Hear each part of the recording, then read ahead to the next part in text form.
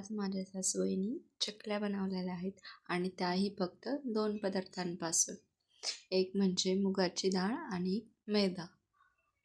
कुकरमध्ये आपल्याला हे दोन्ही शिजवून घ्यायचं आहे. खाली 1 ग्लास पाणी टाकायचं कुकरमध्ये. मग 1 वाटी मुगाची डाळ, 2 वाटी मैदा. डाळ पातेल्यामध्ये टाकून पाणी टाकून आपण जसं वरण भात लावतो तशी डाळ लावायची. नंतर भाताच्या डब्यामध्ये एका रुमालमध्ये 3 वाटी मैदा ठेवायचा आहे बांधून. आता तुम्ही पाहिलं त्या पद्धतीने बांधून डब्यामध्ये ठेवून त्याच्यात पाणी नाही टाकायचे. तसंच 2 शिट्ट्या करून घ्यायच्या आहेत आपल्याला. त्याच्या 2 किंवा 3 घेतल्या तरी चालते. 3 शिट्ट्या करून घेतल्यानंतर गॅस बंद करून कुकर खाली घेऊन या पद्धतीने त्याच्यात मैदा शिजतो.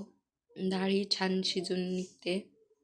मैदा व्यवस्थित बारीक करून आपल्याला त्याचं पीठ करायचं आहे पुन्हा.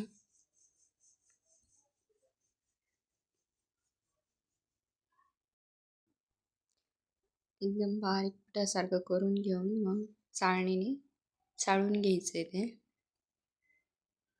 चाळून घेतल्याच्या नंतर आपण जी डाळ शिजवलेली आहे ती त्याच्यामध्ये मिक्स करायची आहे. आणि लसूण, जिरे आणि ओवा कुटून घ्यायचं आहे बारीक खलबत्त्यामध्ये. ते पण मिक्स करायचं आहे त्याच्यात. अर्धा चमचा हळद,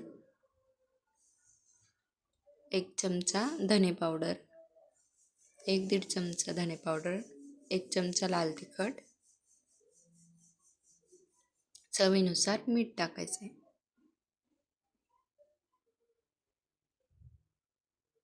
सगळं व्यवस्थित हाताने मिक्स करून घ्यायचे. तुम्ही पाहताय त्या पद्धतीने मिक्स करायचं. मग आपण छान असं पोळ्याचं पीठ जसं भिजवतो तसं छान भिजवून घ्यायचे. जास्त पातळ नाही आणि जास्त घट्ट पण नाही, एकदम मध्यम. तुम्हाला त्याच्यामध्ये तीळ टाकून आवडत असेल तर तीळ पण टाकायचे. तीळ टाकल्याने पण छान लागतात.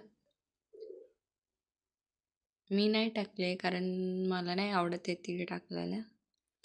म्हणून तीळ तुम्हाला आवडत असेल तर टाकू शकता तुम्ही.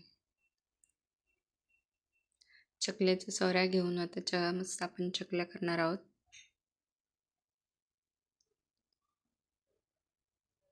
हा सोऱ्या नसला चकलीचा तर तुमच्याकडे कुरडयाचा सोऱ्या असेल तर त्याने पण जमतात. फक्त आपल्याला प्लेट चेंज करावी लागते. जी स्टारवाली प्लेट असते ती टाकायची त्याला. तुम्ही बघू शकता किती छान चकली बनली आहे.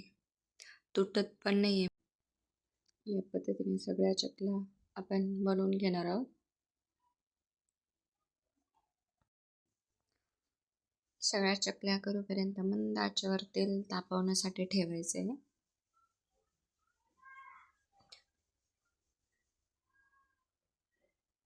आपण अशा चकल्या एक तळून घेणार आहोत. तळताना जास्त चकल्यांना हलवायचं नाही, जास्त खालीवरती करायचं नाही, नाहीतर मग तुटतात आपल्या चकल्या. हे पहा किती छान तळून चकली तयार झालेली.